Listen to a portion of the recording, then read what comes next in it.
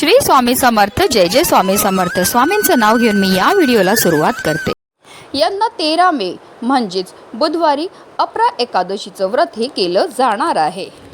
ब्रह्मपुराण आणि विष्णू पुराण यासारख्या प्राचीन ग्रंथानुसार अपरा एकादशी अत्यंत पुण्यकारक मानली जाते। असा विश्वास आहे की हे व्रत पाळल्याने माणूस अगदी गंभीर पापांपासून मुक्त होऊ शकतो।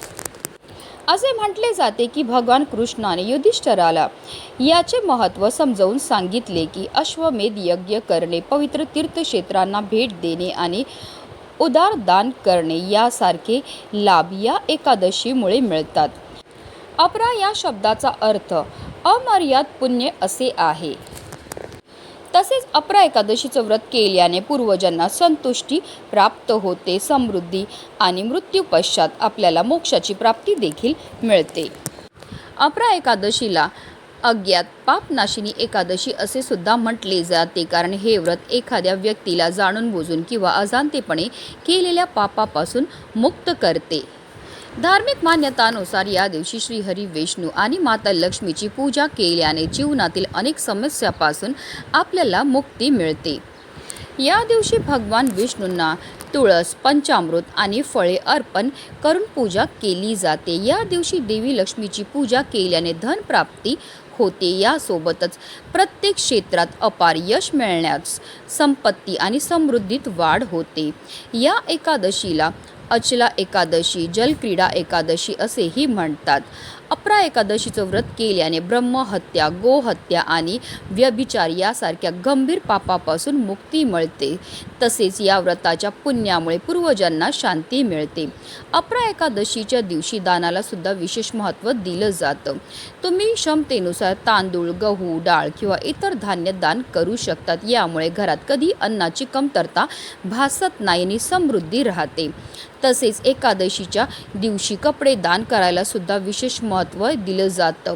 तुम्ही गरिबांना, गरजू व्यक्तींना जुने स्वच्छ कपडे दान करू शकतात। यामुळे भगवान विष्णू प्रसन्न होतात। तसेच या दिवशी तुम्ही उन्हाळ्यात बूट किंवा चप्पल दान करू शकतात। त्यामुळे तुमच्या जीवनामध्ये येणारे अडथळे दूर होतात। एकादशीच्या दिवशी तहानलेला पाणी देणं किंवा पाण्याचे भांडे दान करणं शुभ मानले जाते।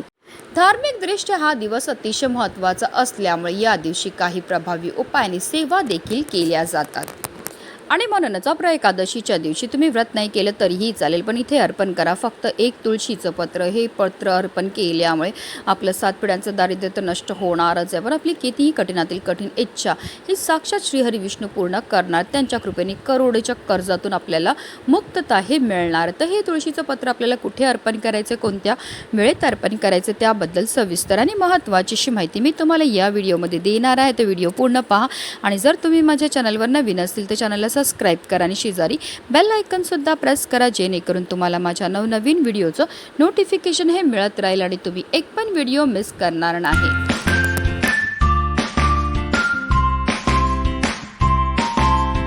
अपरा एकादशीच्या दिवशी आपल्याला ब्रह्ममुहूर्तावर उठायचं आहे आणि आपल्याला अंथरुणामध्ये श्रीहरी विष्णू, माता लक्ष्मीचं स्मरण करायचं आहे आणि दिवसाला सुरुवात ही करायची। त्यानंतर आपल्याला आंघोळीच्या पाण्यामध्ये गंगाजल टाकून स्नान करायचं। जर तुम्हाला शक्य असेल तर या दिवशी तीर्थक्षेत्री जाऊन स्नान करावं। त्यानंतर आपल्या यथाशक्तीप्रमाणे आपल्याला दान हे करायचं आहे।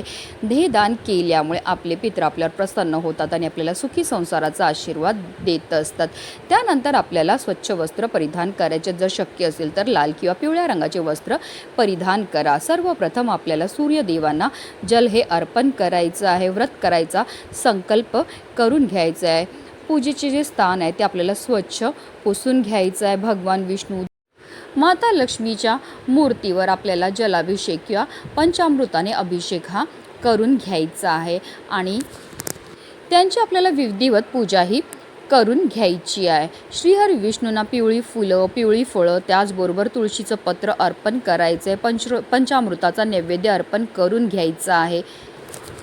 तसेच माता लक्ष्मीची आपल्याला पूजा करून घ्यायची। तसेच या दिवशी तुळशी मातेच्या पूजनाला सुद्धा विशेष महत्त्व हे दिलं जातं। यानंतर आपल्याला एकादशीच्या व्रतकथेचं पठण किंवा श्रवण करायचं आहे। त्याचबरोबर ओम नमो भगवते वासुदेवाय या मंत्राचा आपल्याला 108 वेळा जप हा करायचा आहे। त्याचबरोबर विष्णू सहस्त्रनामाचं पठण किंवा श्रवण करायचं आहे। शेवटी आरती करायची, प्रसाद वाटप करायचं आहे। त्याचबरोबर आपल्याकडनं झालेल्या कळत नकळत चुकांची आपल्याला क्षमा याचना सुद्धा करून घ्यायची आहे। संपूर्ण दिवसभर व्रत करायचं आहे, रात्री जागरण करायचं आणि दुसऱ्या दिवशी पारण वेळामध्ये आपल्याला व्रत हे सोडायचं आहे। अपरा एकादशीचं व्रत सोडल्यानंतर दान करणं शुभ मानले जाते। या दिवशी गरजूंना किंवा मंदिरात धान्य, फळे, कपडे किंवा पैसे दान करावे। धार्मिक श्रद्धेनुसार द्वादशी तिथीला दान केल्याने जीवनात धन आणि अन्नाची कमतरता राहत नाही, समृद्धी वाढते। हिंदू धर्मात तुळशीला अत्यंत पवित्र आणि पूजनीय मानलं जातं। तुळस म्हणजे साक्षात माता लक्ष्मीचं स्वरूप आणि श्रीहरी विष्णूंना अतिशय प्रिय ती म्हणजे तुळस। जर आपण श्रीहरी विष्णूंना नैवेद्य अर्पण केला आणि त्यामध्ये तुळशीचं पत्र नाही ठेवलं तर तो नैवेद्य सुद्धा श्रीहरी विष्णू ग्रहण करत नाही, एवढं महत्त्व आहे तुळशीचं। ज्या घरामध्ये तुळशीची दररोज पूजा केली जाते, तिच्यासमोर दिवा लावला जातो, जल अर्पण केलं जातं, त्या घरामध्ये कधीही कोणत्याही प्रकारचा वास्तुदोष निर्माण होत नाही। त्या घरामध्ये सुख समृद्धी कायम टिकून राहते। जर आपल्या कुटुंबावर एखादं संकट येणार असेल तर त्याची जाणीव सर्वात अगोदर घरामध्ये असलेल्या तुळशी मातेला होते। कुटुंबावर संकट येणार असेल तर कितीही काळजी घेतली तरी सुद्धा तुळस ही सुकून जाते। तेव्हा आपल्याला असं समजायचं आहे की आपल्या कुटुंबावर एखादं मोठं संकट हे आलं होतं आणि ते तुळशी मातेने स्वतःवर घेतलं आहे। आणि म्हणूनच देवपूजा करून झाल्यानंतर आवर्जून आपल्याला तुळशी मातेची सुद्धा पूजा ही करून घ्यायची आहे। पण एकादशीच्या दिवशी तुळशीला स्पर्श केला जात नाही, तिची पत्र तोडली जात नाही किंवा तिला जलसुद्धा अर्पण केलं जात नाही, कारण तुळस म्हणजे साक्षात माता लक्ष्मीचं स्वरूप आणि एकादशीच्या दिवशी माता लक्ष्मीचं निर्जला व्रत असं जर कळत नकळत आपल्याकडनं तुळशीला स्पर्श केला गेला तर त्यामुळे माता लक्ष्मीचं निर्जला व्रत हे मोडलं जातं आणि त्याचे जे दोष आहेत ते आपल्याला भोगावे लागतात। म्हणून जी पण आपल्याला पूजा किंवा सेवा करायची आहे ती आपल्याला दुरूनच करायची आहे। हा उपाय आपल्याला कधी करायचा तर सकाळी तुम्ही देवपूजा करून झाल्यानंतर लगेच हा उपाय जो आहे तो करू शकतात। काही कारणास्तव तुम्हाला सकाळी शक्य नाही झालं तर अगदी दिवसभरामध्ये कधीही तुम्ही हा उपाय जो आहे तो करू शकता।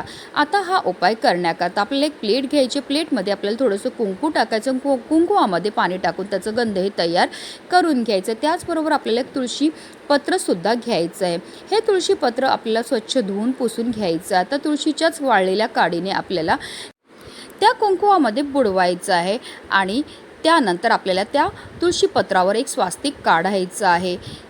जेव्हा आपण हे स्वास्तिक काढणार तर ते व्यवस्थित काढायचं, त्यामध्ये 4 बिंदू तसेच कडेला ज्या 2-2 रेषा असतात त्या आपल्याला आवर्जून द्यायच्या आहेत, कारण त्या स्वास्तिकच्या मर्यादा असतात। त्याचबरोबर आपल्याला एक पांढऱ्या रंगाचा कागद घ्यायचा, एक लाल रंगाचा पेन घ्यायचा। लाल रंगाच्या पेनने आपल्याला या पांढऱ्या कागदावर आपल्या मनातली इच्छाही लिहायची, जसं की तुम्हाला धनप्राप्तीची इच्छा असेल तर धनप्राप्ती लिहा, नोकरी प्राप्तीची इच्छा असेल तर नोकरी प्राप्ती लिहा, विवाहाची इच्छा असेल तर विवाह लिहा किंवा तुमची इतरही कोणती इच्छा असेल जी काही केल्याने पूर्ण होत नसेल ती तुम्हाला त्या पांढऱ्या रंगाच्या कागदावर लिहायची। आता एक प्लेट घ्यायची आणि त्या प्लेटवर आपल्याला मूठभर तांदूळ ठेवायचे आणि त्या तांदळावर आपल्याला हे इच्छा लिहिलेलं जे पांढरं कागद आहे ते ठेवायचं आहे आणि त्या पांढऱ्या कागदावर आपल्याला जे तुळशीचं पत्र आहे ज्यावर आपण स्वास्तिक बनवले आहे ते तुळशीचं पान ठेवायचं। ही प्लेट उचलून आपल्या देवघरामध्ये असणाऱ्या माता लक्ष्मी समोर ठेवायची आहे।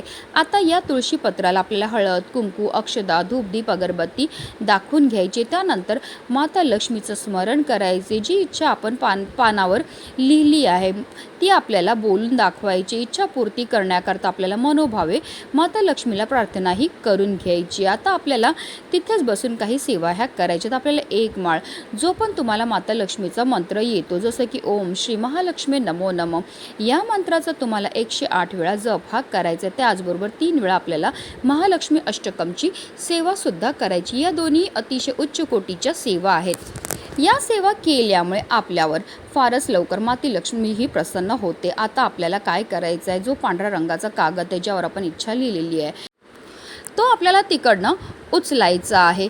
त्यावर जे तुळशीचं पत्र ठेवलं आहे आणि त्या प्लेटमध्ये तांदूळ ठेवले आहेत. त्याच्यातले आपल्याला 21 तांदळाचे दाणेसुद्धा उचलायचे आहेत आणि आपल्याला त्या पांढऱ्या रंगाच्या कागदामध्ये ठेवायची आहे. त्या कागदाची पुडी ही तयार करून घ्यायची. एक लाल रंगाचा कपडा घ्यायचा, त्यामध्ये आपल्याला ही पुडी जी आहे ती ठेवायची. त्याची एक पोटली ही तयार करून घ्यायची आणि पुन्हा आपल्याला माता लक्ष्मी समोर संपूर्ण दिवसभर, संपूर्ण रात्रभर ही पोटली तिथेच माता लक्ष्मी समोरच ठेवायची. दुसऱ्या दिवशी म्हणजे द्वादशीला आपल्याला सकाळी लवकर उठायचं, स्नान करायचं, देवपूजा करून झाल्यानंतर आपल्याला ही पोटली तिकडनं उचलायची आणि आपल्याला तुळशी मातीची जी जाड फांदी असते त्या फांदीला ही पोटली जी आहे ती आपल्या मनातली इच्छा बोलून बांधायची. त्यानंतर दररोज जेव्हा आपण तुळशीची पूजा करणार त्या आवर्जून या पोटलीची सुद्धा पूजा ही करायची आहे.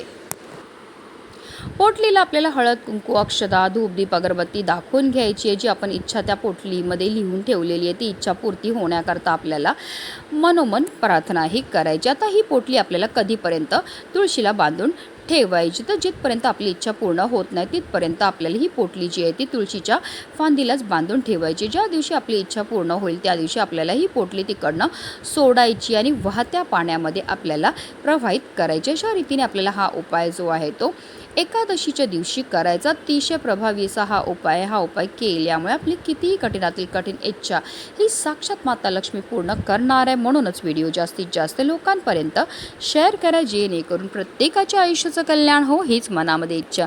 श्री स्वामी समर्थ. जय जय स्वामी समर्थ.